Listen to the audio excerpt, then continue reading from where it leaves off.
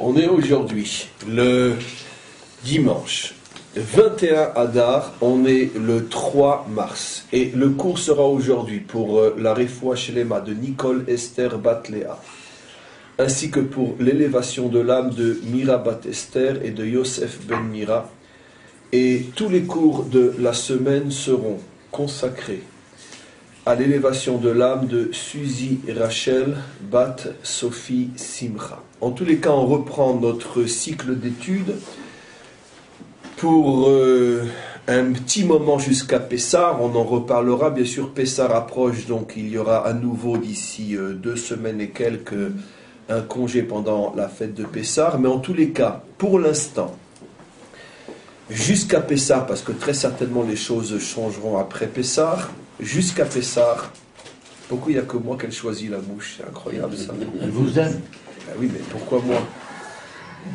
Donc en tous les cas, jusqu'à Pessah, on répartit les cours de la manière suivante. Le lundi, cours sur les Gilgulim, un long cours sur les Gilgulim, parce qu'il n'y aura que le lundi pour l'instant, cours sur les Gilgulim. On réajuste un petit peu notre manière de voir. Donc 1h15, 1h20 de cours sur les Gilgulim. Ce sera le seul cours de la semaine sur les Gilgulim. Voilà, tout le monde va se foutre de moi, maintenant j'ai la neige sur le nez. Faites quelque chose, appelez la police, je ne sais pas, la gendarmerie, les CRS, je ne sais pas. Faites quelque chose. Vous savez pourquoi elle vous choisit? Parce que vous êtes le seul à parler. Ah oui, c'est possible. Ouais, alors parlez tous alors. Ah ben voilà. Allez, messieurs, on est en direct, il faut être sérieux parce que un rabbin doit toujours faire figure d'homme sérieux. On y va. Allez, on tourne. En tous les cas, elle est partie la mouche. Alors il faut fermer la fenêtre là-bas parce qu'elle va revenir par là-bas. Elles m'en veulent aujourd'hui les mouches. Donc en tous les cas, donc un grand cours sur les Gilgulim aujourd'hui. Demain, aussi un petit changement. On consacrera jusqu'à Pessah. Je ne suis pas sûr que ça durera ce système-là, mais en tout cas jusqu'à Pessah, on consacrera pratiquement aussi 1h15, 1h30 de cours rien que de Talmud. Donc pour qu'on ait largement le temps de faire une étude sur le Talmud, ce qu'on a commencé à faire sur le voleur qui rentre dans la cave, etc., avec tout ce qui se cache derrière, bien sûr, de profond, derrière ces notions apparemment techniques, mais qui en vérité sont un océan de sagesse sur le plan éthique et moral.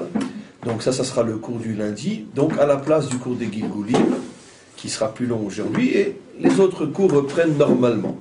En tous les cas, on commence aujourd'hui. Alors on avait donc terminé l'introduction sur les Gilgulim qui a été longue, je crois 12 ou 13 cours d'introduction. On aurait pu en faire plusieurs centaines sans exagérer, mais il fallait bien commencer un jour le livre. À partir d'aujourd'hui, donc on commence le livre. Je donnerai à chaque fois la référence pour ceux qui veulent reprendre.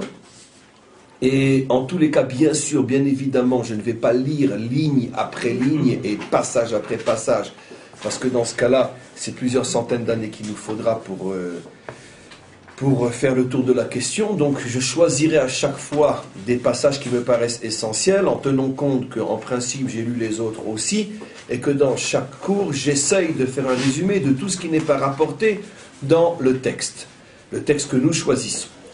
Donc on va, comme on le fait d'habitude lorsqu'on est en présence d'un livre, d'un cours sur texte, on va lire les 4, 5, 6 lignes qui nous intéressent aujourd'hui, et on va commencer à les commenter.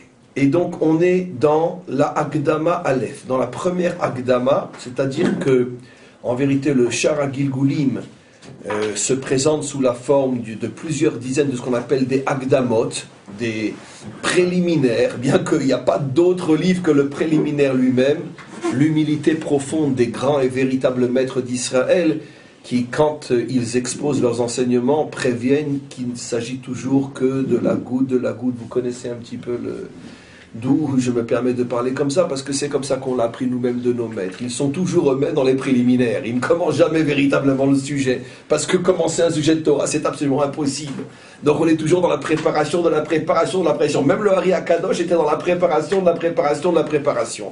Donc tout son livre, qui explique dans les moindres détails toutes les structures de l'âme et le problème, donc le sujet des Gilgulim, des Iburim, comme on verra, quantité d'autres choses, s'appelle des Akdamot, des préliminaires. Il y a donc différents préliminaires qui constituent tout le livre. Nous, on commence aujourd'hui à partir de la Oui, préface, encore mieux préliminaire. C'est la préface. Donc où est le livre, on pourrait se demander. Il n'y a pas de livre. Le livre, ce ne sont que des préfaces. Et donc on est aujourd'hui dans Akdama Aleph. Et pour ceux qui ont cette édition, et je pense que d'ailleurs c'est celle que tous ceux qui ont acheté le livre ont, parce qu'il n'y en a pas d'autres sur le marché, on est à la page Dalet. Et donc je prends directement le texte. Je tiens juste encore à préciser aussi, c'est que vous remarquerez que dans nos 12 ou 13 préliminaires à nous, nous n'avons pas encore véritablement parlé des Gilgulim, parce qu'avant de parler du retour de l'âme, faut-il d'abord comprendre ce qu'est une âme et comment elle est structurée, comment elle fonctionne. Et donc c'est la raison pour laquelle on a passé pratiquement tous nos cours préliminaires à parler plus de l'âme que de la réincarnation elle-même. De la même manière, dans le texte que nous commençons aujourd'hui, le Ari Akadosh va, dans ce que j'ai choisi bien sûr, continuer à nous parler des structures de l'âme avant que l'on commence véritablement dans les cours suivants à parler de ce qu'est et le pourquoi de la réincarnation. Une dernière entrée en matière. J'avais prévenu que quand on commencerait le texte, forcément on reverrait des notions qui avaient été évoquées dans mes préliminaires à moi.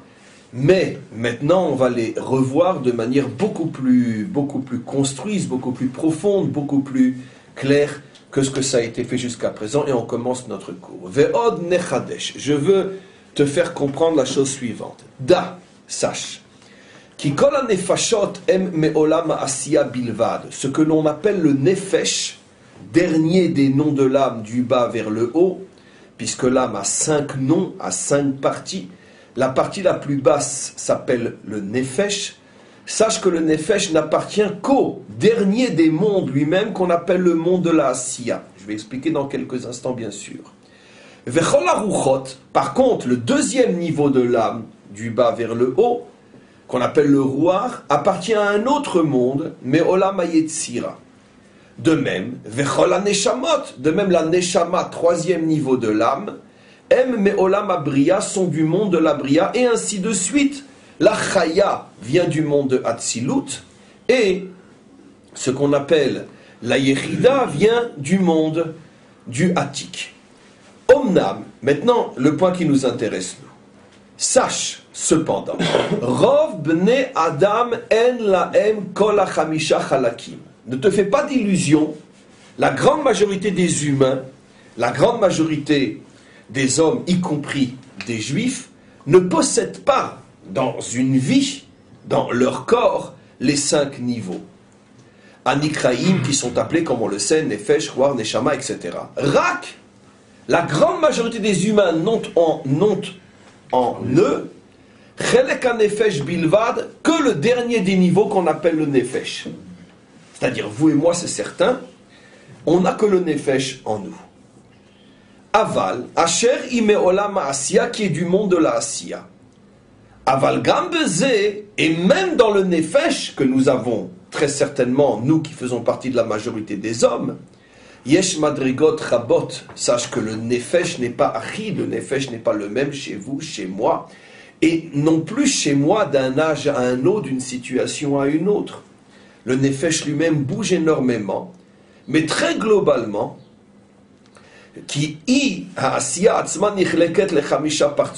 parce que le monde de la Asiya se divise dans ce qu'on appelle les 5 partsufim fondamentaux,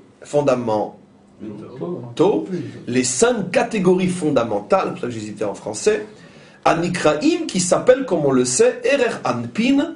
Erer Anpin, on a déjà évoqué ces notions-là, le long visage, Abba, le père, Ima, la mère, Zahir, le petit visage, Venukve, et la féminité. On arrête le texte pour l'instant car on a énormément de choses à voir aujourd'hui, surtout ce que je vais essayer de faire à partir d'aujourd'hui. Ce que je fais d'une manière générale, mais je vais le faire plus précisément aujourd'hui, c'est essayer de faire descendre ces notions de la manière la plus terre-à-terre possible, au point que ceux qui auront écouté ce cours pourront le transmettre même à un enfant de 5 ans, Bezrat Hashem. De 6 ans peut-être. En tous les cas, on voit que dans ce texte-là, il fait allusion à 3 notions qui, constamment dans la Kabbalah, s'enchevêtrent. Et on a énormément de mal à expliquer et à plus forte raison à comprendre, puisque si l'enseignant n'est pas lui-même, n'a pas compris parfaitement ces notions, comment peut-il les transmettre d'une manière claire? Donc si c'est flou chez lui, ça ce sera encore plus chez l'élève. C'est pour ça que dans le monde d'aujourd'hui, tout le monde patauge dans la boue kabbalistique et fait et dit du n'importe quoi, parce que rares sont ceux qui ont véritablement compris ces notions-là. Donc automatiquement aujourd'hui, la Kabbalah est devenue du n'importe quoi. Et on va essayer, Be'ezrat Hashem, d'expliquer très clairement ces notions-là. Quand je dis expliquer très clairement ces notions-là, je dis bien sûr à travers nos canaux à nous, qui n'engagent que nous et qui ne représentent que nous, bien évidemment. Donc maintenant, je reviens sur ce que j'explique. Il y a trois notions qui s'enchevêtrent constamment dans la Kabbalah et que les enseignants et les élèves ont énormément de mal à différencier. Et il y a une confusion énorme entre ces notions, on ne sait pas qui est quoi. Et j'explique. On a dans la Kabbalah ce qu'on appelle les mondes, on a dans la Kabbalah ce qu'on appelle les niveaux d'âme, et on a ce qu'on appelle les sphirotes. Dans un texte comme celui-là, je vais vous le montrer maintenant, vous verrez que avec une aisance incompréhensible, il passe de l'un à l'autre. Et pour lui, ça paraît évident, mais si on a un minimum de connaissances et qu'on sait que, tiens, ça c'est un monde, ça c'est un niveau d'âme, et ça c'est une sphira, alors ça veut dire quoi? Ça représente quoi? Puisque tu passes de l'un à l'autre. Reprenons comme exemple. Regardez ce qu'il dit. Il dit, la majorité des hommes n'ont que le chelek du nefesh. Il parle d'une partie d'âme. Asher, comment? Il y a encore le partsouf en plus. Oui, mais partout c'est les sphirotes, justement, ce que je veux dire. Partout, justement, c'est les sphirotes, mais c'est des assemblements de sphirotes. Donc regardez ce qu'il dit. Tu as raison, je vais préciser quand on va y arriver. Rak chelek anefesh bilvad. La majorité des hommes n'ont que le niveau le plus bas de l'âme qui s'appelle nefesh. Donc là, il est dans la catégorie âme. Et après, il dit Asher imeolam asiya, qui appartient au monde de la asiya. Donc, il y a forcément une correspondance entre les parties de l'âme et les mondes qu'il appelle le monde de la Asiya par rapport au Nefesh, le monde de la Yetzira par rapport au Ruach, le monde de la Bria par rapport à la Neshama, le monde de Hatzilut par rapport à la Chaya, le monde de Atik par rapport à la Yechida. Donc, pas la Chokhmah? Non, c'est le monde qui s'appelle Atik. Non, faute classique. C'est la Chokhmah. Non, vous parlez d'un monde ou vous parlez d'une sphira? C'est justement ce que je vais vous montrer aujourd'hui. La confusion qu'il y a entre les mondes, les niveaux d'âme et les sphirotes. Non, un monde n'est pas une sphira. Un monde est composé de sphiras. Mais on est là pour apprendre, on va apprendre doucement. Croyez-moi, c'est des cadeaux du ciel que vous ne pouvez pas imaginer ce que vous avez la chance et la possibilité d'entendre aujourd'hui. Parce que c'est très très très rare les livres ou les enseignements qui expliquent clairement la différence entre les trois, et c'est ce qu'on va faire aujourd'hui. Si on a gagné ça, on n'est déjà pas venu sur terre pour rien. Donc, il parle du niveau de l'âme, Nefesh, et puis après il passe au monde, Asiya, Asher im olam Asiya. Et il dit, maintenant, le Nefesh appartient au monde de la Asiya, Aval gam bezeyesh madrigot rabot, mais dans le Nefesh ou dans le Olam Asiya, il y a différents niveaux. Et là, il va passer au Sphirot, ou au Partsoufim, qui est un assemblage de Sphirot. Et regardez, Ve'u, c'est-à-dire, qui naît à Asiya Atzma, parce que le monde de la Asiya lui-même, et regardez, c'est très intéressant, les Sphirot vont intervenir dans le monde de la Asiya, et non dans les niveaux d'âme. C'est-à-dire que les Sphirot sont des éléments composant les mondes, non composant les âmes ou les niveaux d'âme.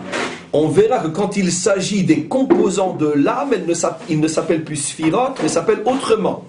Les sphirotes sont des forces qui composent les mondes. Et donc, tu dis que le Nefesh appartient à Asiya, mais Asiya lui-même est composé de plusieurs catégories, des assemblages de sphirotes, c'est ce qu'il va dire. Kine Asiya Atzman Yichleket Lechamisha Partsufim. 5 catégories. Ces 5 catégories sont des assemblages de sphirotes. Enfin, on comprend ce que c'est une sphira. Et c'est quoi ces 5 partsufim? Maintenant, on est dans le monde des sphirotes. Anikrim Arir Anpin. Une catégorie qui s'appelle Arir Anpin. Arir Anpin, comme on le sait, puisque c'est expliqué partout dans la Kabbalah, la sphira qui lui correspond est le Keter. Maintenant, pourquoi appelle-t-on Keter Harir Anpin? Pour l'instant, vous l'entendez qu'une fois de ma bouche, je ne le réexpliquerai plus, je pense, avant longtemps, car on aura rarement besoin de ce que je vais dire maintenant. Mais, pourquoi n'appelle-t-on pas le Harir Anpin Keter? Parce que, lorsque l'on parle d'une sphira et de toutes ses composantes à elles-mêmes, alors on l'appelle du nom de Partsouf. Parce que, comme on le sait, chaque sphira elle-même est composée de différentes forces. C'est-à-dire qu'en vérité, l'infiniment grand est dans l'infiniment petit, c'est que chaque chose se divise et se subdivise à l'intérieur de lui-même. C'est-à-dire que chaque sphira a ses propres 10 sphirotes qui vont de Keter à Malchut. Donc lorsque je parle de la sphira globale, je l'appelle Keter. Mais lorsque je parle de la sphira et de tous ses composants ou composantes, sphirotes, je l'appelle Partsouf.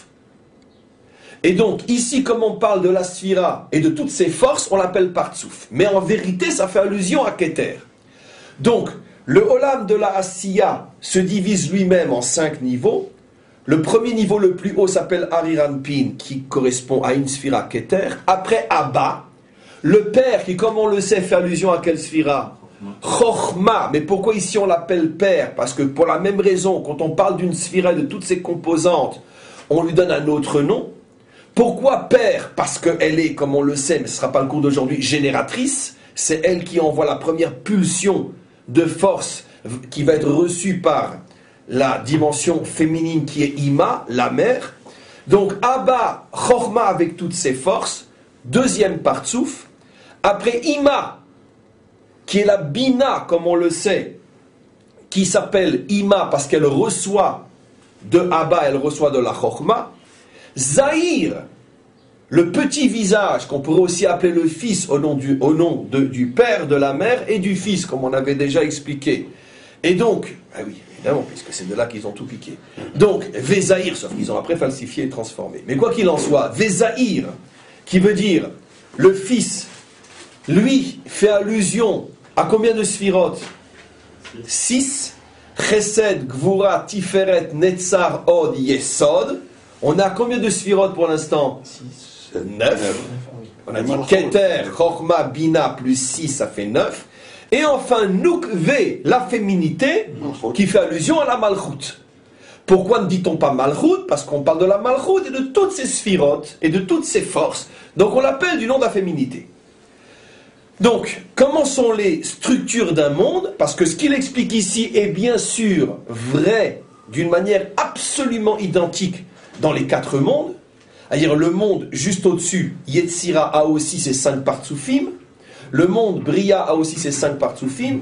Le monde de Hatzilut a aussi ses 5 Partsoufim et ainsi de suite. Donc, mais il prend l'exemple de Asiya qui est tout en bas avec ses 5 Partsoufim.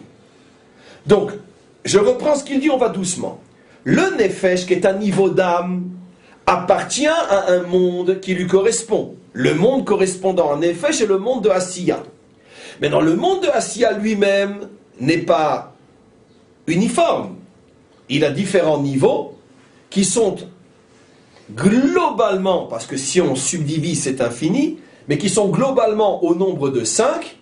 Et donc le Nefesh lui-même, selon que c'est le Nefesh au niveau de Harir, ou le Nefesh au niveau de Abba, ou le Nefesh au niveau de Ima, ou le Nefesh au niveau de Zahir, ou le Nefesh au niveau de Nukve, ça ne sera pas le même Nefesh, bien que les 5 ont en commun qu'ils font partie de la catégorie Nefesh, catégorie Asiya. Mais il y a des niveaux différents. Donc tout ça c'est important, mais on est encore loin d'y arriver. Ce qu'on va essayer de comprendre maintenant, c'est ces différentes notions expliquées ici, les niveaux d'âme, les mondes et les parties des mondes, à quoi ça correspond. C'est ce qu'on va essayer d'expliquer aujourd'hui. Alors j'ai une petite question à vous poser. Oui. Si le maître du monde Katov, Bereshit bara Elohim, bara, alors c'est le monde de la Bria, normalement. Que la Bria. La Torah commence avec le monde de la Venatan Bria. Nefesh Berucho, c'est pas Asiya, c'est aussi c'est Bria, c'est On quoi? a déjà expliqué il y a fort longtemps que le Maaseh Bereshit ne parle que des 3 mondes à partir de la Bria. Puisqu'il y a le mot Bria, Asiya, Yetzira dans le Maaseh Bereshit, il manque le mot Atzilut et à plus forte raison ce qui est au-dessus. La Torah ne parle visiblement qu'à partir de la Bria. Elle ne parle que invisiblement des mondes qui sont au-dessus de la Bria. Il y a des allusions, ce sont différents cours qu'on a déjà donnés ici il y a fort longtemps.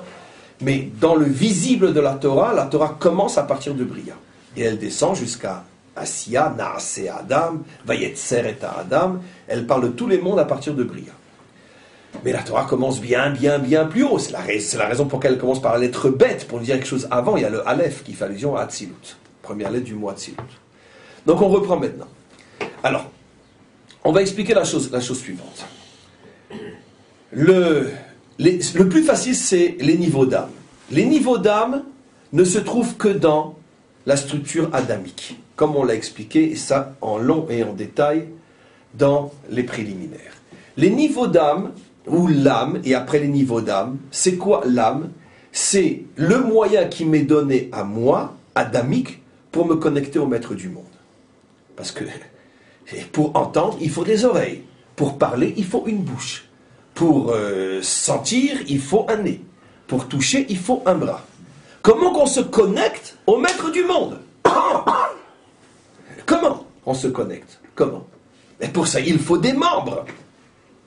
Il faut des membres. La seule différence, c'est que dans le premier exemple, j'ai donné l'exemple de membres physiques, et là, ce sont des membres spirituels. L'âme, fondamentalement, a 5 membres. C'est intéressant parce que, au niveau du corps, il y en a 248 membres et 365 nerfs. On a 5 sens. Mais comment? On a 5 sens. Mais en vérité, on a 5 sens, bien sûr. Et aussi, rappelez-vous, si je ne me trompe pas, c'était le dernier cours de préliminaire, on a expliqué, oui, c'était le dernier cours de préliminaire, qu'en vérité, que l'âme aussi a 248 membres, ou 365 nerfs, mais ça c'est déjà plus dans les détails. Mais fondamentalement, il y a 5 membres fondamentaux, et Eric, bien sûr, ne pouvait pas ne pas voir, qui correspondent à ce qu'on appelle les 5 sens. Les 5 sens qui sont finalement les 5 moyens de communication avec le monde qui nous entoure. Maintenant, les 248 membres sont les outils, excusez-moi, des 5 sens. Mais fondamentalement, on n'a que 5 moyens de communication qui utilisent eux-mêmes 248 membres ou 365 nerfs, etc. Donc, exactement de la même manière, l'âme a 5 parties, ça veut dire 5 sens de connexion. De la même manière que l'un des sens dans l'homme, c'est voir et après entendre. Et la différence entre voir et entendre, qu'est-ce que disent nos maîtres dans le Talmud? L'odomé shmiya, l'ereia. Voir est beaucoup plus grand que entendre. Et donc automatiquement, l'âme est dotée de ces 5 sens qu'on va énumérer ensemble, qui sont voir, entendre, sentir toucher, et goûter, toucher, ça veut dire apprécier physiquement la chose, qui est le ta'am. Effectivement. Et le goûter et toucher. Donc, ces 5 sens correspondent tout simplement, encore une fois, je préviens que ce que j'explique, c'est le tzimtzum du tzimtzum à notre niveau et dans le cadre de notre cours. Je n'ai pas expliqué toute la Kabbalah, je l'ai fait descendre au niveau d'un enfant de 6 ans, car c'est notre devoir aujourd'hui de faire descendre les choses de la manière la plus claire possible. Donc, l'âme est dotée de 5 sens. L'âme est capable de voir, l'âme est capable d'entendre, l'âme est capable de ressentir, l'âme est capable de goûter, d'apprécier, et l'âme est capable de toucher. Et même de voir des sons. Comment? Et même de voir des sons. Comprenons déjà ce que j'explique, ça c'est encore plus compliqué. Mais en tous les cas, c'est les 5 sens de l'âme. Et donc, puisqu'il y a 5 sens, il y a forcément 5 membres. Puisque l'homme pour voir a besoin d'un œil. Donc l'âme pour voir, elle a besoin d'un œil. L'œil de l'âme s'appelle comment? L'œil de l'âme s'appelle comment? La conscience. S'appelle la chorma. Non, c'est le niveau le plus haut. Donc ça s'appelle la yechida. L'œil de l'âme s'appelle la yechida. C'est-à-dire que quand je vous ai tout simplement expliqué en français des notions très kabbalistiques, qu'est-ce que signifie la yechida? Quand les Mekoubalim disent yechida, ils font allusion à la fonction de l'âme qui lui permet de voir. Vous me direz, mais qui c'est qui voit? Ben comment? Les prophètes voient. Moshe Rabbeinu a vu. Lui, il a voulu tout voir. On lui a montré que le dos, la paracha de ce Shabbat, Mina Shamaïm, mais il a vu. Il a vu. Maintenant, quand on parle donc de Yechida, On fait donc allusion au niveau le plus haut de l'âme qui lui permet de voir. Parce que l'Odomesh Mialeria, quand tu vois, il n'y a plus de doute. Quand tu vois, même si Moshe n'a vu Dieu que de dos, mais comme dit Maïmonide, au moins il est arrivé à un niveau de certitude où il n'y a plus de place pour le moindre doute. Parce que quand tu vois quelqu'un même de dos, il te manque encore la perception dans les détails, mais au moins tu sais qu'il est là. Puisque tu l'as devant les yeux, même de dos. Maintenant, on verra dans quelques minutes, rappelez-moi si j'oublie, parce que j'ai tellement de choses à exprimer que je vais essayer de ne pas oublier. Quelle est la différence entre Moshe qui voit, par exemple, et Ésaïe qui voit? Car il y a de nombreux versets qui nous disent que Ésaïe a vu, ou Jérémie a vu, ou Ézéchiel a vu. Est-ce qu'ils voient de la même manière? Alors c'est là que vont intervenir les niveaux de monde, mais dans quelques instants. Donc en tous les cas, quand nos maîtres disent le 5e niveau de l'âme, la Yérida, ça veut dire voir. Maintenant vous me direz, mais moi je vois jamais. Est-ce que c'est vrai qu'on voit jamais ou non? Alors là en vérité intervient ce que je voulais dire au niveau des prophètes, d'une certaine manière. Oui, il y a des fois où on voit, mais ça ne s'appelle pas une vision qui est au même niveau que Moshe. Mais pourtant ça utilise le sens de l'âme qui est la Yérida qui est voir. Donnons un exemple simple. Deux copains font un voyage en vacances en Israël. D'accord? Deux Parisiens, bien installés, etc. Ils font un voyage en Israël. Très bien. Ils vont visiter les mêmes choses. Ils vont voir les mêmes choses. Mais un va rester et l'autre va repartir. L'un a vu, l'autre n'a pas vu. Ça veut dire quoi? L'un n'a pas vu la même chose que l'autre. Ça veut dire que celui qui va rester a vu quelque chose qui l'a interpellé, qui fait « je ne peux pas repartir, c'est impossible. Impossible, je ne pars pas. » Pourtant, ils ont vu le même Kotel. Ils ont vu le même désert de Judée. Ils ont vu le même lac de Tibériade. Mais un a vu avec les yeux de l'âme, d'accord, et l'autre a vu avec les yeux du corps. Très beau paysage, dira celui qui repart. C'est ma maison, dira celui qui reste. Ils n'ont pas vu de la même manière. Excusez, on va gripper. Donc en tous les cas, ça c'est un exemple. Maintenant, évidemment, quand même, celui qui reste n'est pas du tout conscient que c'est son âme qui a vu. En fait, oui, il en est un petit peu conscient, parce que c'est pas trop difficile à se rendre compte qu'effectivement, on ne voit pas de la même manière. Donnons un autre exemple. Quand, je parle dans le sens propre et réel du terme, une rencontre entre un homme et une femme. Un homme va rencontrer 10 femmes. Pourquoi c'est celle-là qu'il va épouser, avec laquelle il va construire l'éternité? Des enfants et des petits-enfants et des générations entières. Et une vie heureuse. Pourquoi? Parce que celle qui était la sienne, il l'a vue avec les yeux de l'âme. C'est pas son corps qu'il a vu. Parce qu'elle est peut-être moins belle que les 9 premières. Donc qu'est-ce qu'il a vu? Pourquoi elle? Parce que c'est les yeux de l'âme, parce que les deux âmes se sont reconnues. Et ainsi de suite. Donc évidemment que nous aussi on voit avec notre âme. Ce que je veux dire, c'est qu'à chaque fois qu'on a une perception qui est au-delà du physique, ça s'appelle que l'âme voit. La seule différence qui est énorme entre Moshe et mes exemples, c'est que nous on voit véritablement avec l'âme, mais on n'est pas du tout conscient, ou presque pas, que c'est l'âme qui voit, tandis que Moshe, lui, voyait la source de ce qui lui permettait de voir. Moshe était en face de la source et qu'il savait, comprenait, voyait que ce qu'il voit, il le doit grâce à ce qu'il voit du maître du monde. Et bien c'est exactement la même différence. Après, vous mettez entre ma vision du lac de Tibériade, qui fait que je vais rester en Israël, et Moshe qui voit Dieu de dos, entre les deux, vous mettez tous les prophètes. C'est-à-dire que les prophètes sont eux aussi des hommes qui voient avec leur âme, mais à des niveaux beaucoup plus hauts que le touriste qui voit le lac de Tibériade et qui décide de s'installer en Israël. Parce que eux aussi sont conscients que la source est spirituelle, simplement pas aussi fort que Moshe. Donc voilà un exemple simple. Donc ça c'est l'âme qui voit. L'âme qui voit, c'est appelé Yechida. Maintenant, qu'est-ce que c'est l'âme qui entend?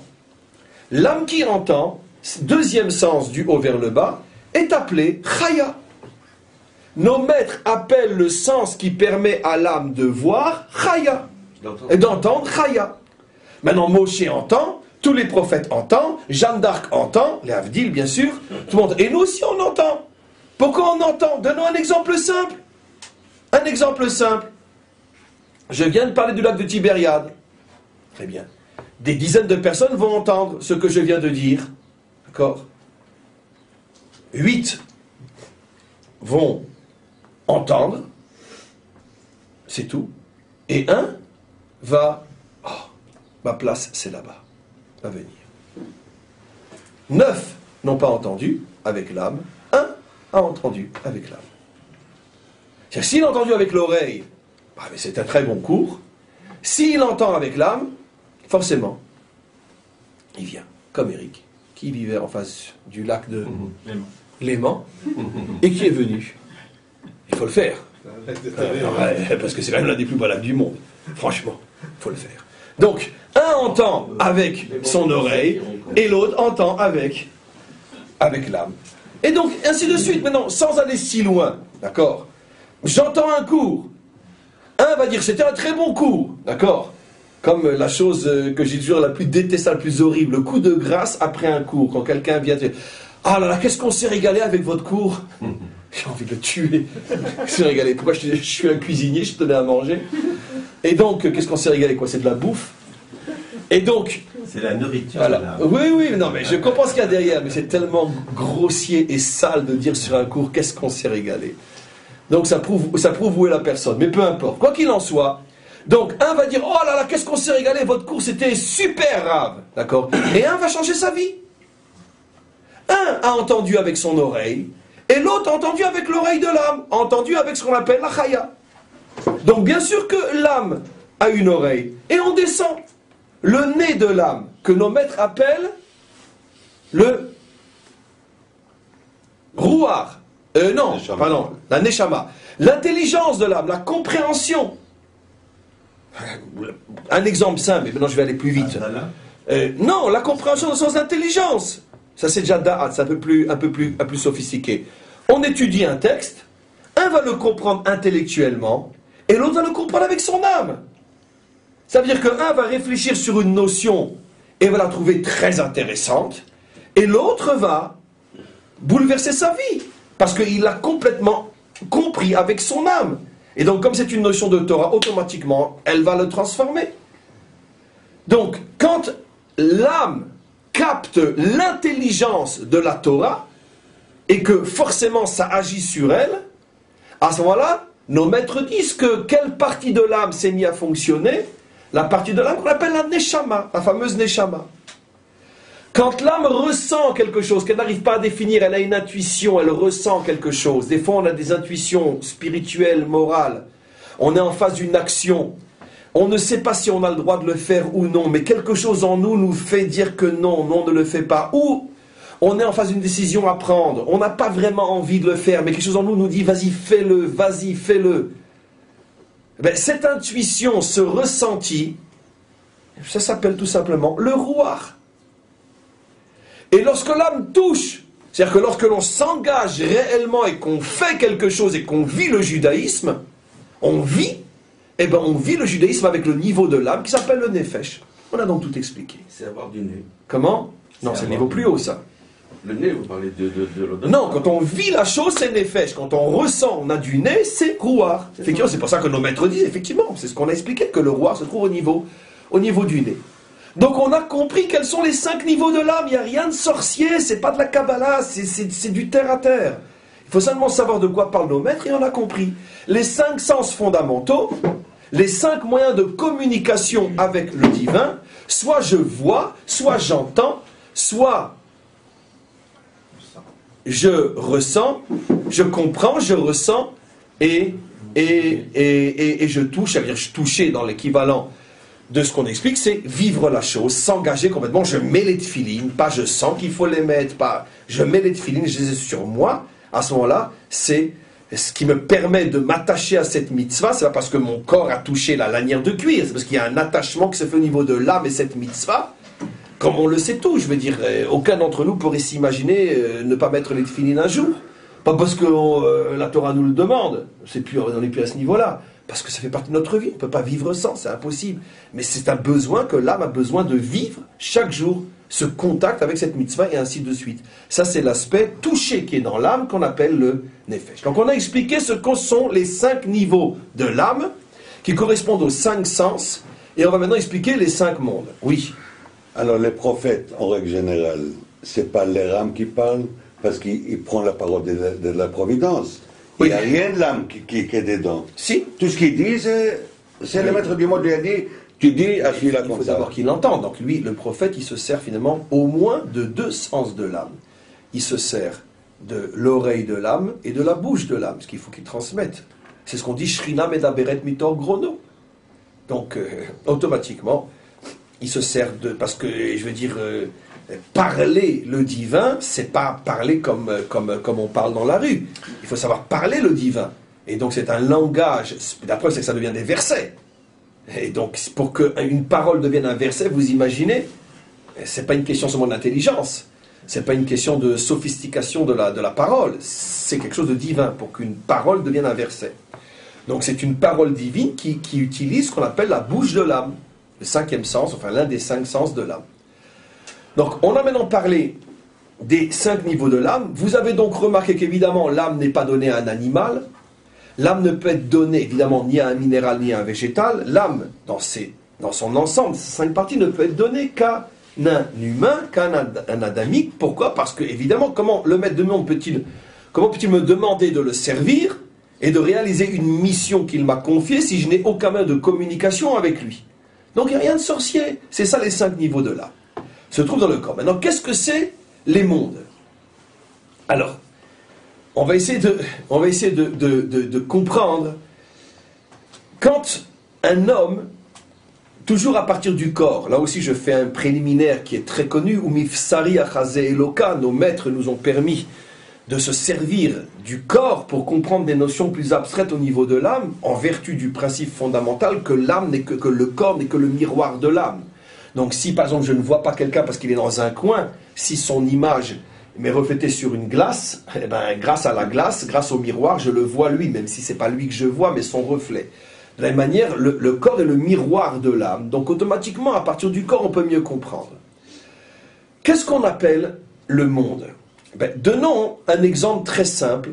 2 hommes en présence de la même réalité, entre guillemets, mais pas de la même manière. Un homme qui est à un concert, classique, tout ce que vous voulez, peu importe, qui est assis et qui voit et entend, et un homme qui a acheté le disque et qui est dans son salon, dimanche après-midi, nettoyé de tous ses soucis, qui s'affaisse dans son sapin pour s'envoler, s'échapper et se laisser porter par cette musique qu'il aime. D'accord? Un nigour, tout ce que vous voulez. Les 2 sont en contact de la même réalité.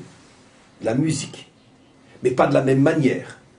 L'un, il ne se trouve pas dans le même monde, parce que l'un est dans son salon et n'a que l'oreille, l'autre est dans la salle de concert et il a aussi les yeux.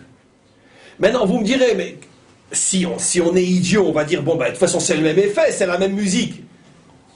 Ou, imaginez-vous que le concert est retransmis en direct et que l'un l'entend sur sa chaîne stéréo, super qualité, où il entend les moindres sons dans les moindres détails, comme celui qui est au concert.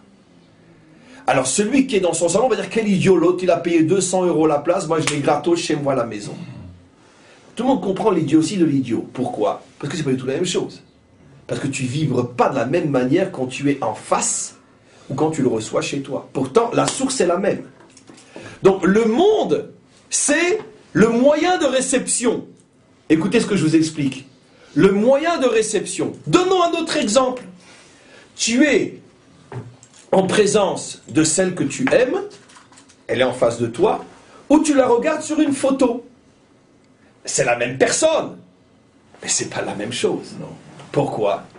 Parce que c'est pas la même chose. Non, c'est pas la même chose, bien sûr. C'est Donc, même pas la même personne.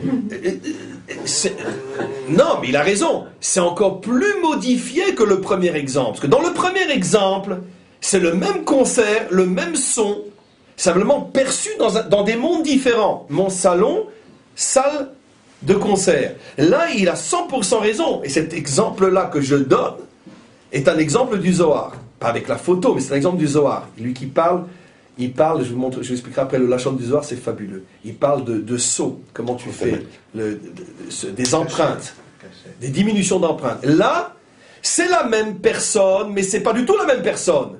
Parce que là, la photo qui fait allusion à l'être en chair et en sang est déjà une transformation énorme par rapport au départ. Maintenant, vu de l'extérieur, très schématiquement, je suis en présence de la même notion. Ma femme, mais c'est pas du tout le même monde. Là, c'est une photo, il n'y a aucune sensation possible. Et là, c'est un être de chair et de sang, ou plutôt d'âme et de corps, plutôt que de chair et de sang. D'âme et de corps. Donc, c'est pas du tout la même chose. Donc, vous comprenez que le monde dans lequel je prends la perception est fondamental et joue une influence énorme sur une même perception. Dans les deux cas, je vois, mais quand je vois mon épouse ou quand je vois sa photo, c'est pas du tout la même chose. Pourtant, c'est le même sens qui est utilisé, c'est la vision. Vous avez vu comment on explique? De même, j'entends. Je peux entendre en direct le concert ou je peux entendre en différé. Et vous savez qu'il y a une différence énorme au niveau de la halakha entre en direct ou en différé. Par exemple, si j'entends en direct, c'est une shéla qui est connue. Est-ce que si quelqu'un il entend en direct la kriya de la Megillah, est-ce qu'il est yotse ou pas? Quelqu'un entend la lecture de la Megillah le jour de Purim, parce que on peut utiliser un direct. Le jour de Purim, il ne peut pas se déplacer, d'accord?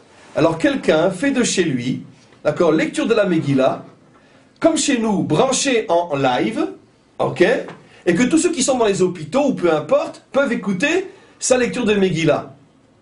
Ou bien, mieux que ça, il fait un enregistrement, il vend le disque. Dans les deux cas, c'est la même personne, le même moment, la même voix. Alors, si c'est le disque écouté, d'après tous les avis, on n'a pas accompli la mitzvah d'écouter la Megillah. Pourquoi? Parce que la voix enregistrée sur un disque n'est plus du tout, c'est comme une photo. C'est une photo de son. C'est une photo de son, c'est plus du tout la personne. Par contre, sur la voix en direct, de nombreux avis, et c'est pas vraiment tranché dans la halakha, il y a des oui, il y a des non, bon, le minag est de ne pas le faire, mais en tous les cas, c'est vraiment un sujet extrêmement ouvert, avec énormément d'avis qui disent oui, c'est cachère. Pourquoi? Parce qu'en direct, c'est directement ma voix au moment où elle sort de ma bouche, donc si quelqu'un écoute, même à 2000 km, ma lecture de Megillah le jour de Purim, il est quitte de la mitzvah, c'est comme s'il était devant moi. Et si on fait un disque et on met dans les vidéos et on voit les visages aussi? Non, c'est des images, c'est des photos de son. Non, on voit la photo des raves. Non, je joue sur les mots, c'est des photos de son, c'est des photos, il n'y a plus d'humain. Il faut que la voix sorte de l'humain au moment où tu l'entends. Là, elle sort d'une photographie, soit le disque, soit l'image, qui sont des photographies de son. C'est quoi un disque? Une photo de son. On a pris le son, l'a photographié, c'est le système de la photographie. Sauf que c'est au niveau du son. C'est le même principe que la photo, un disque. Donc, c'est une photo de son, ce n'est plus un humain. Comme ma femme, c'est pas sa photo. C'est clair. On ne va pas se marier qu'une photo. C'est clair. Donc, c'est pareil. Donc, on comprend que l'endroit dans lequel je perçois est fondamental, car ça va tout changer. Maintenant, vous avez compris ce que sont les mondes, les différents mondes. Pour les différents mondes, je ne parlerai pas du monde le plus haut attique pour l'instant, parce que généralement, quand on parle des mondes, on parle que des 4 qui sont de Hatzilut à Asiya, pour des raisons qui ne sont pas importantes pour nous maintenant. Mais donnons un exemple simple. Lorsque je perçois la chose, excusez-moi, telle qu'elle est véritablement, je suis dans le monde de Asiya, de Hatzilut. Je vais essayer, dans l'exemple du concert, de reprendre ces 4 niveaux. Je ne sais pas si je vais y arriver. Après, on prendra l'exemple du Zohar. Quand je suis dans la salle du concert, je suis dans le monde de Hatzilut. Lorsque j'entends en direct, et que donc tout ce qui s'y passe, je le capte en live, en temps direct et en temps réel, je suis dans le monde de la Bria. Peut-être quand c'est retransmis peut-être à la télévision. On a en plus peut-être la vision, pas que l'heure. On va dire ce que tu dis, exactement. Bravo. Mais je ne suis pas sûr qu'on en aura besoin, et pour l'instant on va suivre ton exemple. Lorsque c'est retransmis à la télévision en direct, c'est l'olam de la Bria. Lorsque j'entends à la radio sans pouvoir voir, mais en direct, je suis dans le monde de la Yetzira. Et lorsque j'achète le disque, je suis dans le monde de la Asiya. Maintenant, les 4 personnes vivent le même événement, mais d'une manière fondamentalement différente. Vous ai donné un exemple simple. Un exemple simple, j'en ai déjà donné des milliers, mais par exemple, celui qui achète le disque et qui va le mettre dans sa voiture au moment où il conduit, n'aura pas du tout la même concentration et donc la même émotion que celui qui est dans son fauteuil à la maison ou à plus forte raison au concert au premier rang. Donc déjà tout change. Donc c'est ça les 4 mondes, c'est la même perception, c'est-à-dire qu'ils utilisent les mêmes canaux, par exemple l'oreille et même l'œil pour la télévision, donc Eric avait raison, Bria a aussi l'œil, mais c'est pas au même endroit. Donc, l'endroit de perception est fondamental. C'est pour ça que nos maîtres disent, il y a l'âme a 5 sens, mais il y a aussi 5 endroits de perception. Et donc, selon l'endroit de perception, les 2 personnes utilisant le même sens de l'âme ne seront pas forcément au même niveau. Donnons un exemple simple maintenant. 2 prophètes, le cas le plus connu qui est rapporté dans le Talmud, c'est la différence entre Moshe et Ésaïe. D'abord pour vous faire vivre un petit peu l'histoire, parce qu'il y a tout un contexte à lui aussi de cette histoire extraordinaire. Vous savez que le prophète Ésaïe a été assassiné par son petit-fils, le roi Ménaché. Le roi Ménaché a assassiné son grand-père parce qu'il était prophète, qu'il le dérangeait du matin au soir et du soir au matin. C'est pour ça qu'il était prophète. Et donc, il ne le supportait plus, il a cherché le moyen de l'exécuter. Seulement le problème, c'est qu'on ne peut pas exécuter son grand-père, en plus prophète Ésaïe, stam comme ça, parce que ta tête ne me revient pas. C'est impossible, il faut quand même quelque chose de sérieux. Donc il a cherché un prétexte pour lui rentrer dedans, et il a trouvé son trésor qu'il cherchait.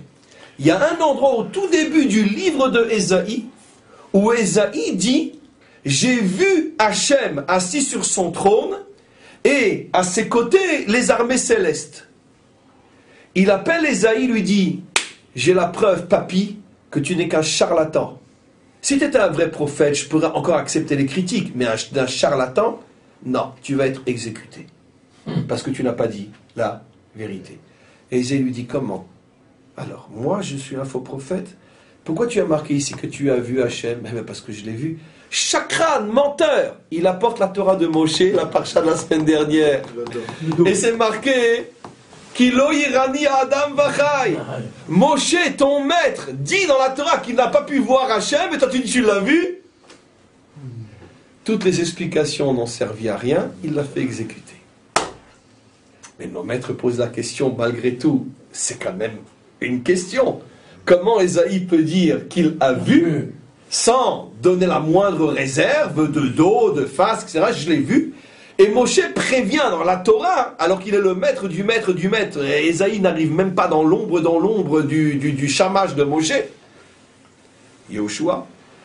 Et il se permet, Moshe dit qu'on ne peut pas voir Hachem, on peut au maximum, et que moi, Moshe, le voir de dos. Nos maîtres répondent d'une manière extraordinaire, qui est d'ailleurs la clé de tout le cours d'aujourd'hui. Mais ils n'ont pas vu dans le même monde. Ésaïe a vu dans le monde de Yetzira, et Moshe a vu, ou n'a pas bien vu, dans le monde de Hatzilut. Ça veut dire quoi? Donnez l'exemple simple. Un exemple par rapport à la télévision. Ésaïe a vu à la télévision en gros plan, et Moshe, lui, il était dans la salle de concert. Seulement, comme il a acheté son billet en retard, il était sur les côtés et il n'avait pas l'orchestre en face des yeux, il l'a vu que sur les côtés. C'est pas un Oscar l'exemple? Magnifique. Mais maintenant, lequel des deux était le plus proche de la véritable source? Moshe. Mais Moshe dit, moi je n'ai pas vu de face. Ésaïe dit, moi j'ai vu de face. Ménaché dit, comment c'est possible? L'élève voit mieux que le maître? Mais non, mais l'élève était à la maison devant son poste de télévision. Le maître était dans la salle de concert, il y avait 2000 personnes, il a pu être que sur les côtés. Mais qui a le mieux vu finalement, Moshe ou Ésaïe? Moshe, vu au niveau de tout ce qu'un concert apporte comme sensation, c'est sûr que Moshe a plus vibré que Ésaïe. Donc vous voyez que le monde dans lequel tu perçois est fondamental. Donc automatiquement, bien sûr que Moshe est beaucoup plus grand. Ce que Moshe dit, c'est que pour celui qui se trouve dans la salle du concert, le plus haut niveau qu'un homme a pu atteindre pour l'instant, c'est être en présence d'Hachem véritablement, mais sur le côté, pas en face. Voilà. Maintenant, tous les autres peuvent dire qu'ils voient Hachem, mais ils le voient à la télévision. Ou les autres prophètes qui, eux, n'ont que le poste de radio, ils entendent. Certains en différé, certains en direct. Par exemple, nos maîtres nous disent que Ésaïe a capté en direct. Yecheskel a capté en différé. C'est la différence entre ce qu'on appelle Aspakalaria des Meira, Aspakalaria des Lo Meira. Toutes ces notions-là sont déjà écrites depuis des millénaires par nos maîtres. Il fallait simplement décoder les notions. Différé, direct. Direct, Aspakalaria des Meira. Différé, Aspakalaria des Lo Meira. Tout est déjà écrit. Donc, on a maintenant compris les différents niveaux d'âme, différents mondes. C'est pour ça qu'on ne peut pas facilement comparer un homme à un autre. Parce que même si tu me dis, ouais, celui-là, il voit. Celui-là ne fait qu'entendre. Mais qui est plus grand? Celui qui entend dans Hatzilut ou celui qui voit dans Bria?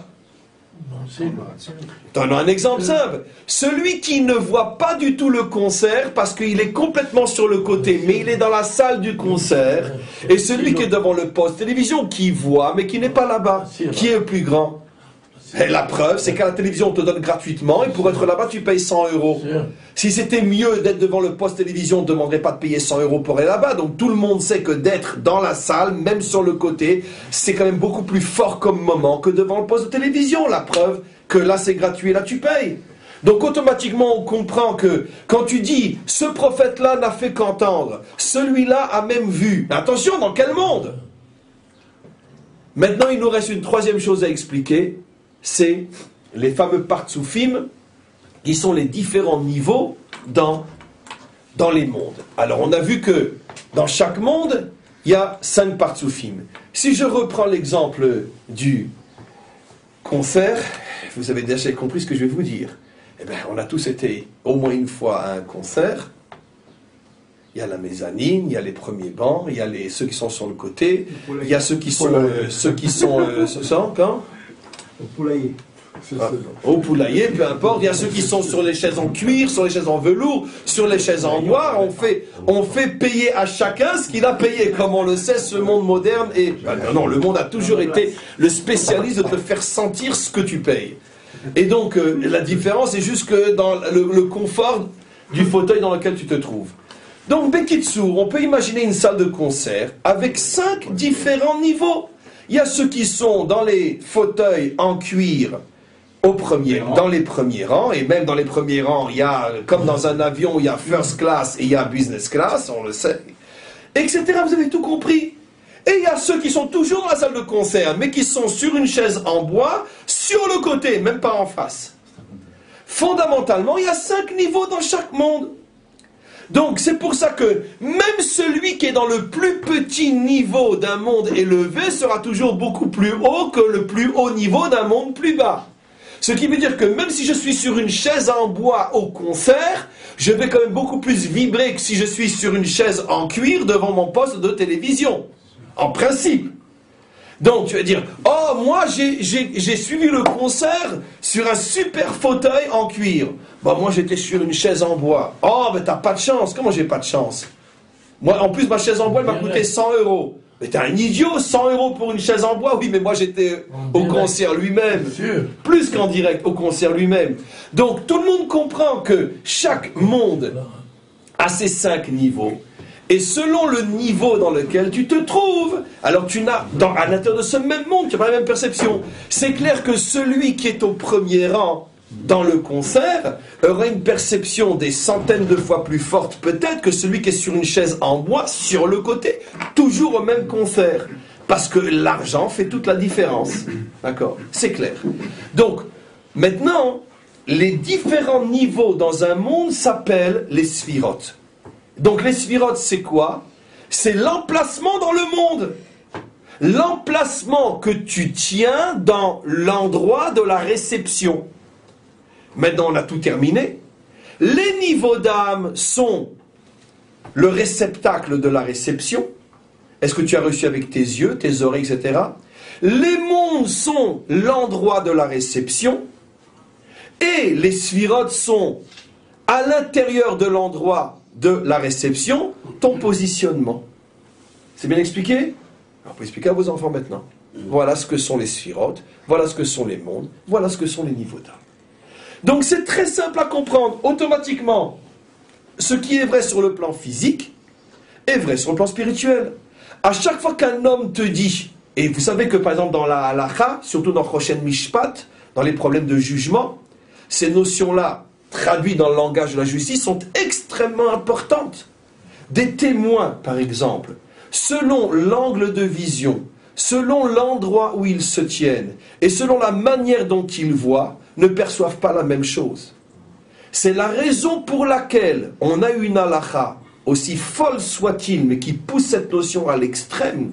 Chez nous, bien que la condamnation en théorie existe, comme on l'a déjà expliqué des milliers de fois, c'est-à-dire en théorie parce que pratiquement elle est impraticable, mais si deux témoins voient un crime à travers le trou d'une porte, et le trou étant petit, ne peuvent pas voir au même moment, et que chacun voit l'un après l'autre, mais que chacun, lorsqu'il voit tout, parce que le trou est suffisamment grand pour voir tout, mais qu'ils veulent associer, parce qu'il faut deux témoins, ils veulent associer leur témoignage pour pouvoir condamner à mort, c'est caduc. On n'accepte pas le témoignage. Pourquoi?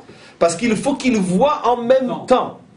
Nos maîtres posent une question évidente, mais enfin, si on parle d'un cas où chacun a vu toute l'image, qu'est-ce qu'on a besoin qu'ils voient en même temps?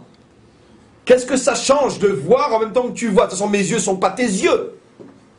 Plus encore, si deux témoins voient, cette fois-ci, de deux balcons différents, mais ils ne se voient pas eux-mêmes, c'est-à-dire que l'un et l'autre ne savent pas qu'il y a un autre qui voit au même moment, ou même s'ils s'en doutent, ils ne voient pas que l'autre voit. Témoignage caduc, en matière de peine de mort, je parle. Pourquoi? C'est que la réponse des vrais maîtres d'Israël, parce que quand je vois quelque chose seul, je ne le vois pas de la même manière que quand je sais qu'au même moment, tu le vois avec moi. Bien sûr. Parce que lorsque je sais que tu regardes la même chose, je ne vois pas de la même manière. Mon intention, ma précision, mon sérieux, puisque je sais que ma vision est d'une certaine manière vue par un autre, donc critiquable par un autre, je fais beaucoup plus attention à ce que je vois. Puisque je sais que si après je dis quelque chose qui n'est pas juste, l'autre peut dire, mais non, attends, j'étais là au même moment, comment tu peux dire que, alors que? Quand je vois seul, je vois ce que je veux. Vous comprenez? Une mouche, on en fait un éléphant. Donc, effectivement, ces notions-là sont très importantes. Le positionnement, l'endroit, le monde dans lequel tu te tiens, etc.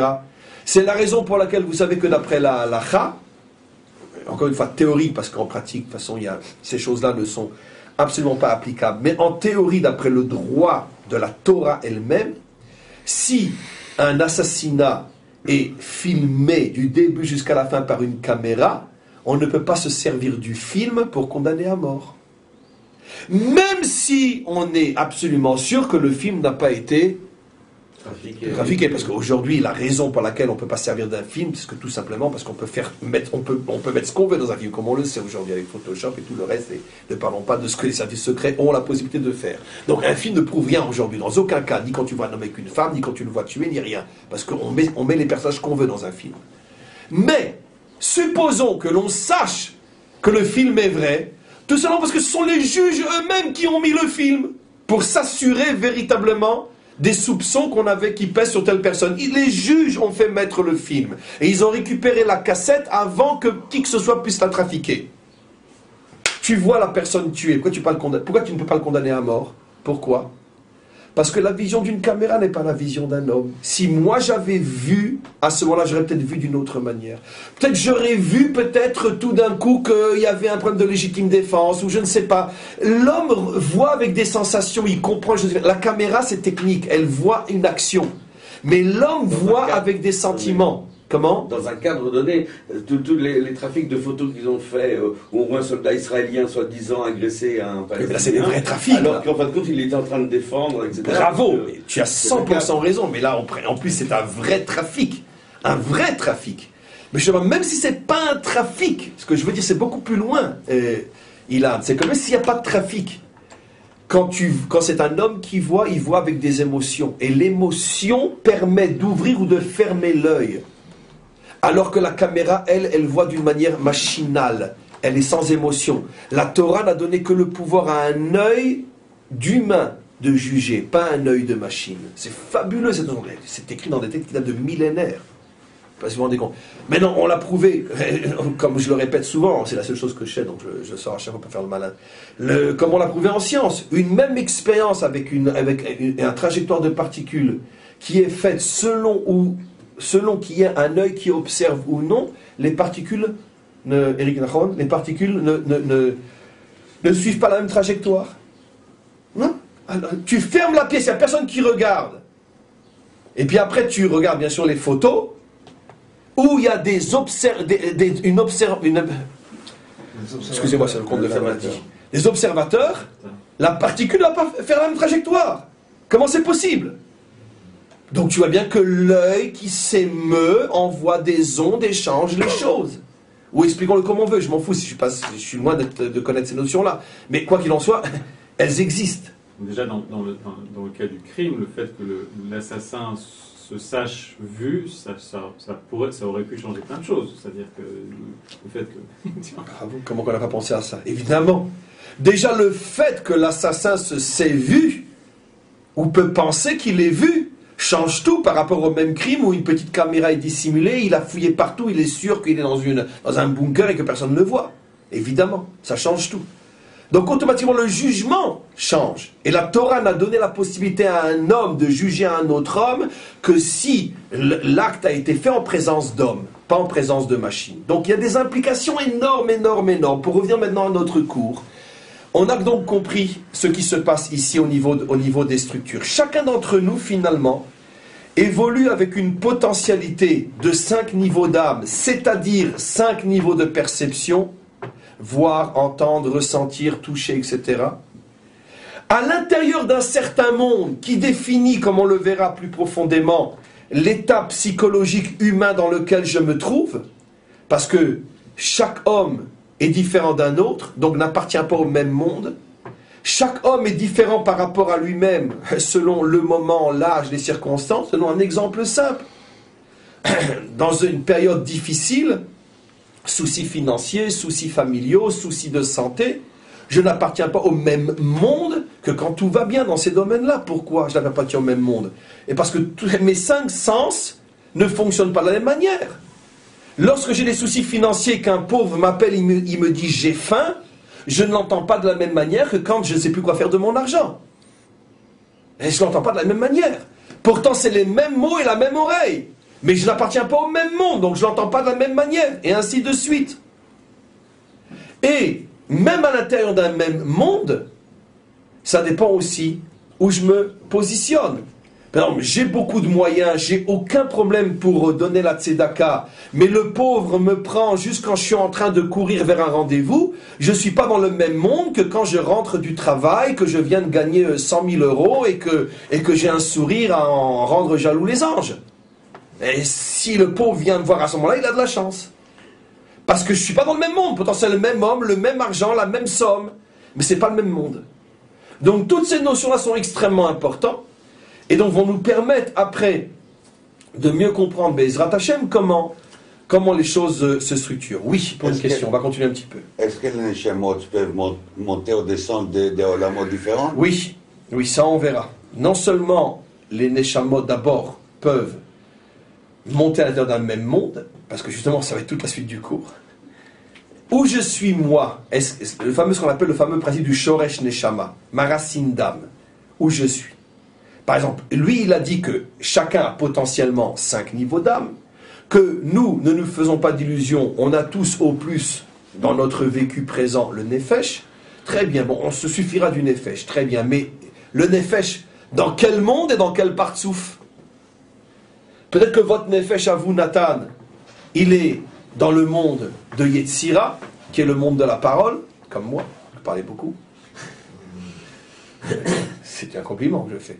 On est des hommes de Yetzira, on parle. Mais peut-être que le Nefesh de Jonathan est peut-être dans le monde de Hatzilut ou de Asiya. Maintenant, moi j'ai peut-être un Nefesh dans le monde de Yetzira, Jonathan dans le monde de Hatzilut. Maintenant, moi, dans Yetzira, je suis dans Nukve, dans Harir, dans Zahir, et lui, dans Atzilut, il est dans Nukve, dans Zahir, dans où il est. Donc, ça c'est ce qu'on appelle le Shoresh Neshama.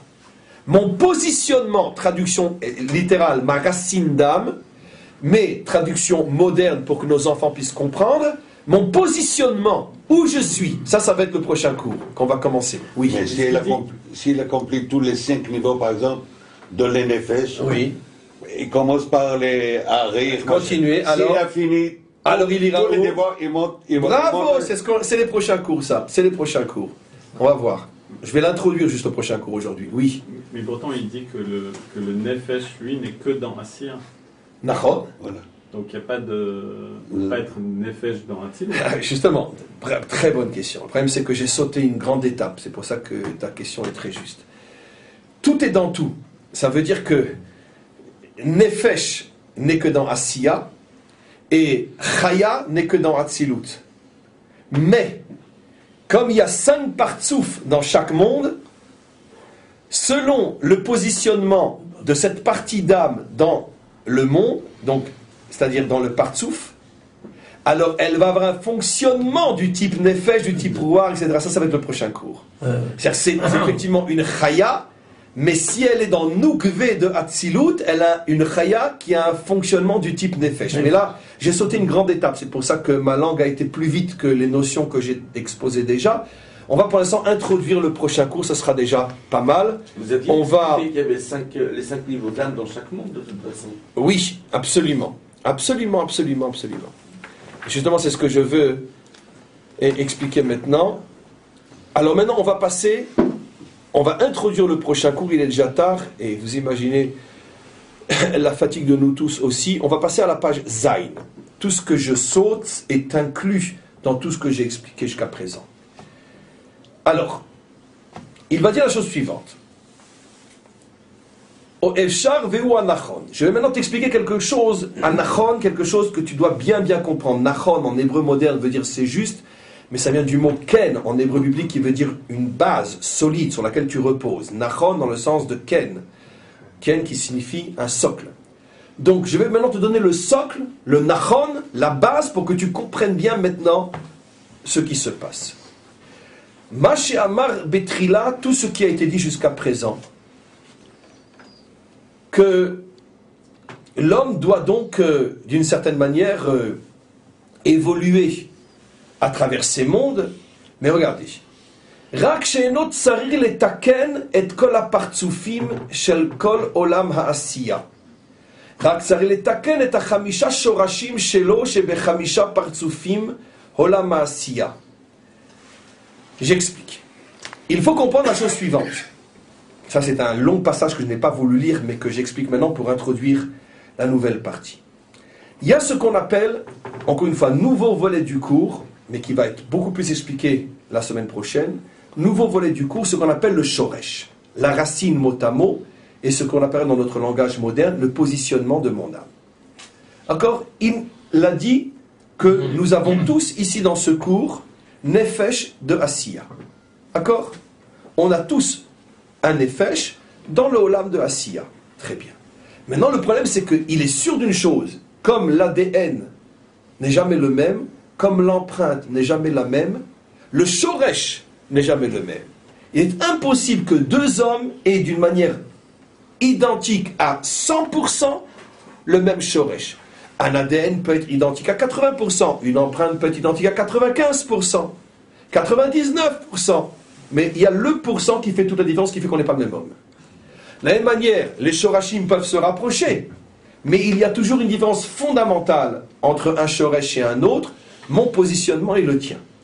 Maintenant, les détails du positionnement, ça ne nous intéresse pas, parce que là, c'est déjà de la finesse que seuls les grands maîtres connaissent, qui savent voir quelqu'un et dire exactement toi, d'où tu viens, qui tu es, où tu vas et qu'est-ce que tu fais.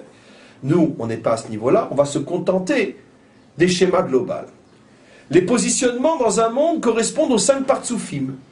C'est-à-dire que nous sommes tous nefesh de Asiya, mais certains d'entre nous se situent dans Nukve, dans le partsouf Nukve, et dans ce partsouf-là, avec toutes les différences entre un shoresh et un autre, mais globalement, on va dire, voilà, Nous trois, on est dans Nougvé.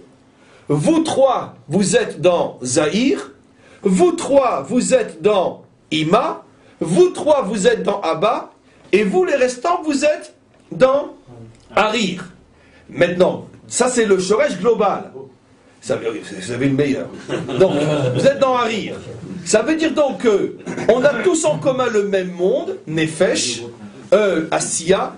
On a tous en commun le même niveau d'âme, Nefesh. Mais là, c'est les seules choses qui peuvent être en commun. Je répète, les seules choses qui peuvent être en commun dans une population, c'est le monde et le niveau d'âme. Mais le Shoresh est forcément différent, le positionnement.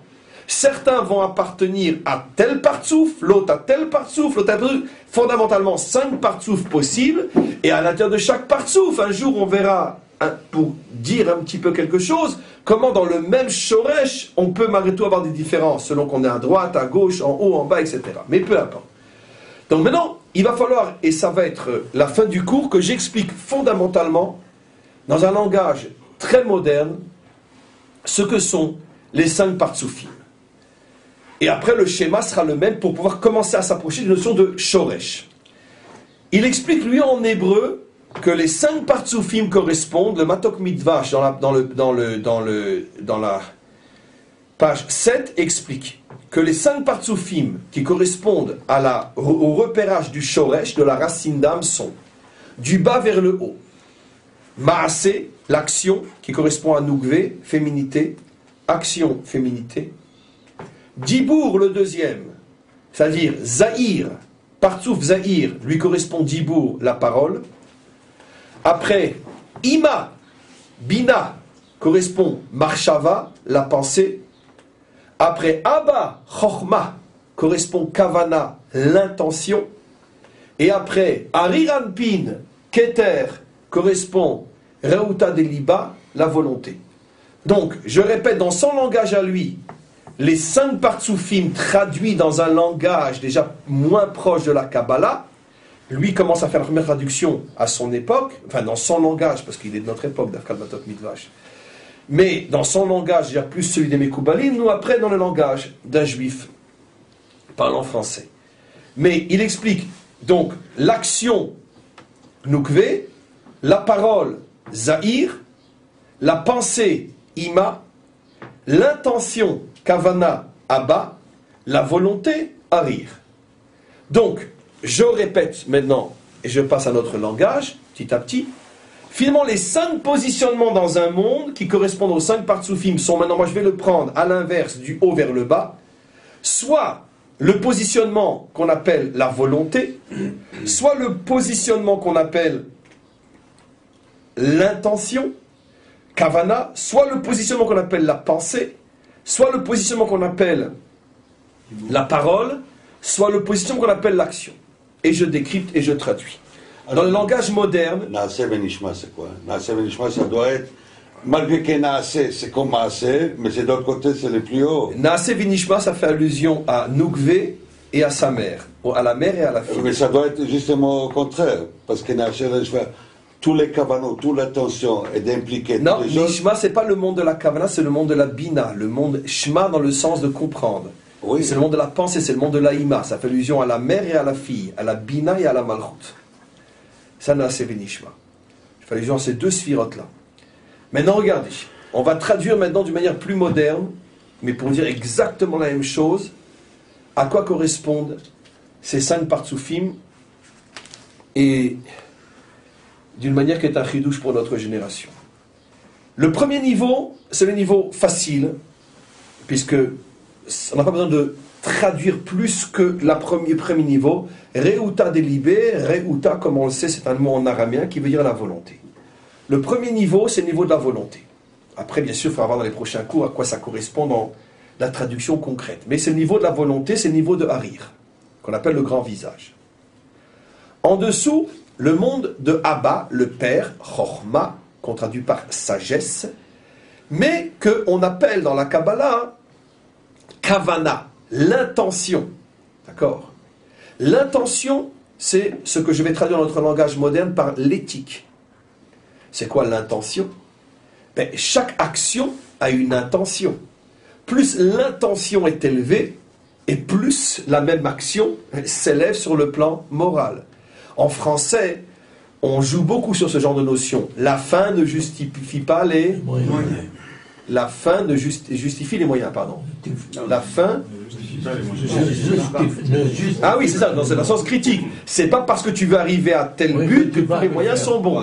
Par contre, le proverbe qui infirme ou nuance ce premier proverbe, c'est ce qu'on appelle la raison d'État. C'est-à-dire que la raison d'État, c'est par définition ce qui n'est pas éthique, parce que c'est la raison d'État. Ou bien l'enfer est pavé de bonnes intentions. C'est-à-dire que l'intention était peut-être très bonne, mais si pour y arriver, tu emploies de mauvais moyens, etc. C'est ce qu'on appelle le monde de l'éthique. Toute action suppose une éthique, suppose une force qui l'inspire, une source qui l'inspire. Pourquoi tu fais? Deux personnes travaillent. L'une, c'est pour gagner de l'argent et faire avec des bêtises. L'autre, dans le même poste, le même salaire, c'est pour pouvoir, comment on appelle ça, tenir sa famille, éduquer ses enfants, etc. L'éthique n'est pas la même. Le travail ne change pas, mais l'éthique est très différente. Dans un domaine beaucoup plus sophistiqué, deux personnes qui font une mitzvah, l'une fait parce qu'il veut avoir une part dans le monde à venir, et l'autre le fait parce que c'est la volonté d'Hachem. Deux personnes ne fautent pas, l'une parce qu'il a peur de la punition, et l'autre pourquoi? Parce qu'il ne veut pas faire de peine au maître du monde. C'est pas la même éthique, c'est pas la même source d'inspiration. Pourtant, vu de l'extérieur, nous on n'est pas dans sa tête. Les deux vont s'abstenir de la même manière. C'est ce qu'on appelle la sagesse, la chokhmah. La chokhmah, c'est l'éthique. Quelles sont tes valeurs? J'aurais pu traduire, j'ai hésité si je traduirais par éthique ou valeur, mais c'est la même chose. Les valeurs d'un homme. C'est pour ça que la traduction française, chokhmah, sagesse, n'est pas très très loin du sens premier. Sagesse. Un homme sage n'est pas forcément un homme intelligent, mais c'est un homme qui a une haute éthique. Un homme extrêmement moral. Même s'il n'est pas le cerveau le plus brillant de la génération. Mais c'est un sage. Il a une haute éthique. Il a de grandes valeurs. Le monde de la chokhmah, c'est le monde de l'éthique. Donc on a la volonté, on a l'éthique, qu'on appelle la kavana, ce qu'on appelle les shem shamaïm. La kavana, les shem shamaïm, qui est le summum de l'éthique. Tu le fais pour Hachem, le summum de l'éthique. Tes intentions sont au plus haut niveau. Après, tu as la bina, ima, la pensée, qu'on va traduire bien sûr dans notre langage moderne par l'intelligence. Donc, la volonté, l'éthique, l'intelligence. Après, on a le monde de la parole, que je vais traduire tout simplement de la meilleure manière possible aujourd'hui, le monde de la communication. Un homme ne vit pas seul. Pourquoi tu parles? Tu parles pour communiquer. C'est le monde de la communication, ta relation avec autrui. Comment tu te lis, comment tu transmets, comment tu crées un contact avec, comment tu conçois ta relation avec. C'est le dibour, c'est la raison pour laquelle, ce qui est extraordinaire en hébreu, dibour et dabar, le même mot qui veut dire l'un parler et l'autre dabar te diriger en communauté. Comment tu te diriges au milieu des hommes, comment tu diriges les hommes, comment tu les conduis, comment tu leur sers de modèle, c'est le même mot. Donc le mot dibour, c'est le monde de la communication. Et enfin, asiya, l'action. Donc on a retrouvé nos 5 partsoufim. On va s'arrêter là pour aujourd'hui. Enfin, dans quelques minutes. Soit tu es au niveau du monde, soit tu es dans le niveau de la volonté, soit tu es dans le niveau de l'éthique, soit tu es dans le niveau de l'intelligence, la réflexion, la pensée, soit tu es dans le niveau de la communication, la relation avec autrui, soit tu es dans le niveau de l'action. Il n'y a pas un 6e niveau possible. C'est les 5 niveaux possibles, oui. Pourquoi la volonté est-il placée aussi haut? Je ne comprends pas. Comment? Parce que la volonté, c'est la source première de toute réalisation possible. Parce que même si un homme est rempli de bonnes intentions, c'est un véritable sage, même si un homme est extrêmement intelligent, et même s'il a un pouvoir communicatif et une relation avec autrui parfaite, et c'est aussi un homme d'action, s'il n'a pas la volonté, il ne fera jamais rien. Pourquoi? Parce que la première chose qui se dresse devant un homme qui veut faire, c'est les obstacles. Et donc la volonté, c'est la force, la première de toutes, sans laquelle rien ne peut commencer. C'est pour ça que j'ai dit, Naaseh Benishma, je ne suis pas en train... Quand je dis haut et bas, je ne parle pas nécessairement et uniquement de différence hiérarchique. Je parle de différence dans le sens que l'une engendre l'autre. C'est-à-dire que rien ne commence sans la volonté. Si tu n'as pas de volonté, tu ne peux rien faire. Alors c'est pour ça que j'ai dit Naaseh Benishma, c'est... D'abord, Naaseh Benishma, c'est la volonté. Non, c'est l'action. C'est encore autre chose. Naaseh, c'est l'action. Oui. Non, tu voulais... Pardon. L'action. Non, on n'a pas atteint un certain niveau. C'est la On n'a pas atteint un niveau précédent. Alors justement, ça dans sera... le niveau d'Atsilut et en même temps dans Chokhmah. Alors, on va voir quelque chose d'absolument fabuleux la semaine prochaine, Bezrat Hashem. C'est que la construction, comment on passe de l'un à l'autre. Alors que moi, je suis en train de dire que tout commence par la volonté. Ce qui n'est pas faux. Parce que si on n'a pas de volonté, on ne se lève pas le matin déjà. Qu'est-ce qui nous fait nous lever le matin? C'est la volonté. Et pourquoi? Parce qu'on est tous fatigués. Donc si on se lève... Et de manière générale, pourquoi on vit aujourd'hui? Parce qu'on a la volonté de vivre. Et donc, automatiquement, la volonté, c'est d'une certaine manière la force première sur laquelle se greffent toutes les autres. Maintenant, on verra, et c'est ce que tu supposes, c'est que dans la construction des niveaux de l'âme, la construction se fait du bas vers le haut, comme un immeuble. On commence par l'action, après, etc., etc. Ça va être très très compliqué, parce que comment peut-on commencer par l'action si on n'a pas déjà la volonté, ou si on n'a pas l'éthique? Mais ça, on verra. Mais il y a effectivement deux constructions qui se font simultanément, mais l'une du bas vers le haut, qu'on appelle le Or Choser en hébreu, et l'une qui se fait du haut vers le bas, qu'on appelle le Or Yachar. Et ces deux constructions-là, qui une est masculine, l'autre est féminine, tout ce qui est de bas en haut est féminin, tout ce qui est de haut en bas est masculin. On verra comment les choses se construisent. Mais quoi qu'il en soit, maintenant, et je termine, par rapport au cours d'aujourd'hui, le positionnement maintenant des Shorashim vont être le suivant. Indépendamment de savoir dans quel monde je me trouve et de quel niveau d'âme j'ai, il y a un problème que nous aurons tous, que nous allons tous rencontrer, c'est où tu te positionnes dans ton monde et avec ton niveau d'âme. Tu as le rouar, d'accord, tu es dans Yetzira, mais où dans Yetzira avec ton rouar? Alors là, interviennent les Shorashim.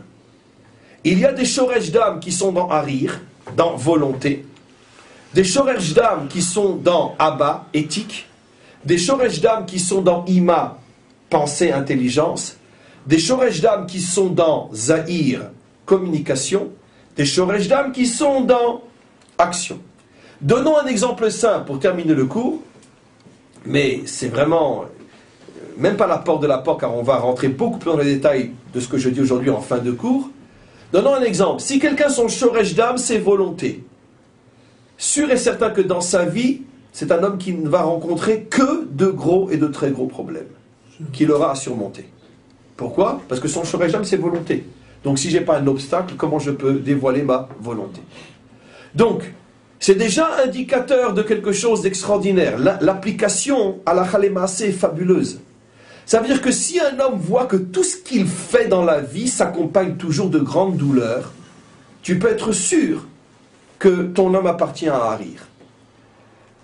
C'est une consolation, oui, énorme, parce que c'est aussi le plus haut niveau d'âme.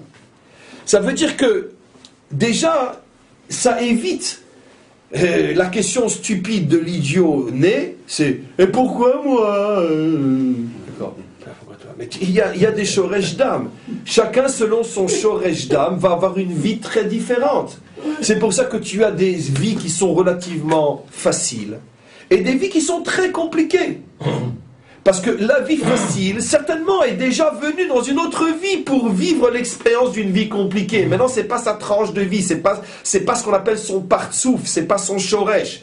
Donc Hachem ne le met pas en face de difficultés outre mesure parce que c'est pas son problème dans cette tranche de vie. Il est vrai que ce que je dis est aussi lié à des générations. Il y a des générations où la globalité des âmes sont des âmes qui appartiennent au monde de la volonté, les périodes très dures de l'histoire juive, des grandes souffrances où pour pouvoir vivre et survivre, il fallait se surpasser. C'est clair, ce sont toutes des âmes d'une génération Ratson, d'une génération volonté, Hariranpin, des âmes extrêmement élevées.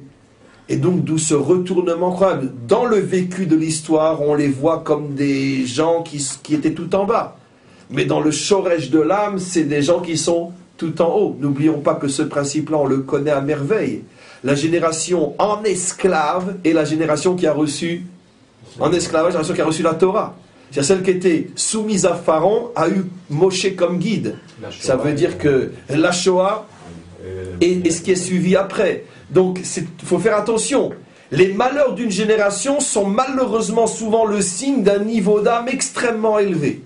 Puisque justement, tu auras le monde qui correspond à ton Shoresh.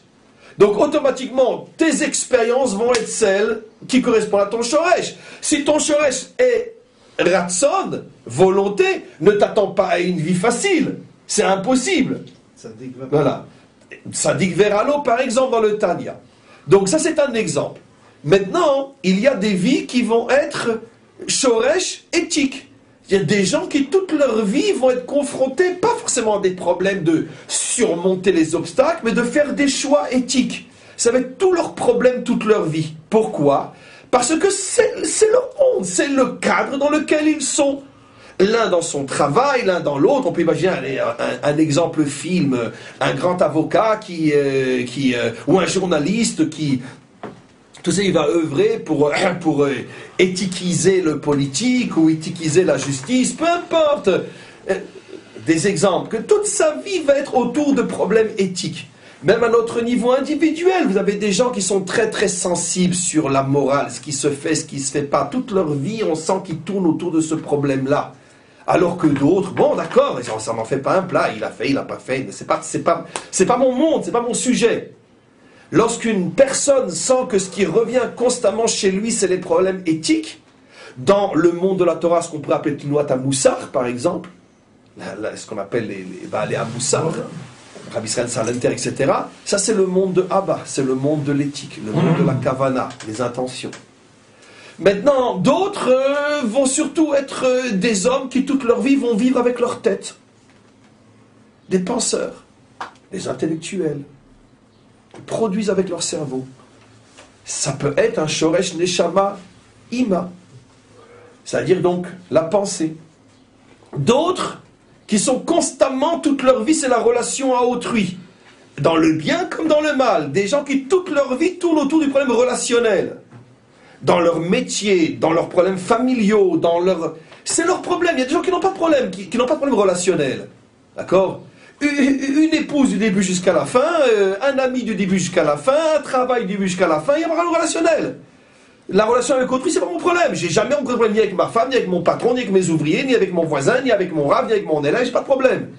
C'est pas son truc, c'est pas son shoresh. D'autres, tout ce qui touche la relation à autrui, c'est les souffrances universelles. Pourquoi ? Son shoresh est là. Il est dans le problème avec l'autre. Et de même, l'action, qui est le plus facile à comprendre. Et l'action, c'est ce que tu réalises sur Terre. Alors vous verrez qu'il y a des hommes qui réalisent énormément, des hommes qui réalisent très peu. Maintenant, parmi ceux qui réalisent énormément, c'est clair que leur shoresh est dans la Noukva. Maintenant, ceux qui réalisent très peu, ça peut être deux choses. Soit parce qu'ils sont passés à côté, soit parce que c'est pas leur truc. Ils sont pas sur Terre aujourd'hui pour être des hommes de réalisation. C'est pas des hommes d'action. Ils vont briller dans d'autres domaines. Donc, le Shoresh Neshama, d'une certaine manière, est relativement facile à repérer. Je dirais, comme on l'avait déjà dit dans les préliminaires, que comment je peux savoir où est mon Shoresh Neshama ? Là où je vois que je reviens constamment, je bute sur ce genre de monde, sur ce genre de contexte, sur ce genre de situation, je peux être sûr que là se trouve mon Shoresh Neshama. Il y a toujours forcément un domaine dans lequel ça ne va pas aussi facilement que partout ailleurs. Là où ça baigne dans l'huile, généralement, c'est pas mon Shoresh Neshama.